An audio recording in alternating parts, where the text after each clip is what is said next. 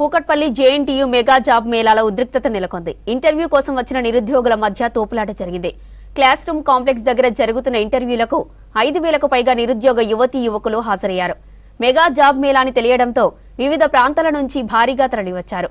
అయితే జాబ్ మేళా నిర్వహణలో నిపుణ సేవా ఇంటర్నేషనల్ సంస్థలు జేఎన్టీయూ అధికారులు విఫలమయ్యారని మండిపడ్డారు నిరుద్యోగులు.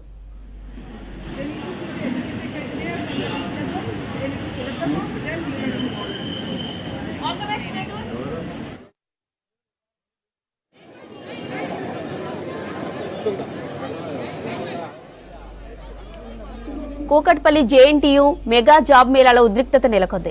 ఇంటర్వ్యూ కోసం వచ్చిన నిరుద్యోగుల మధ్య తోపులాట జరిగింది.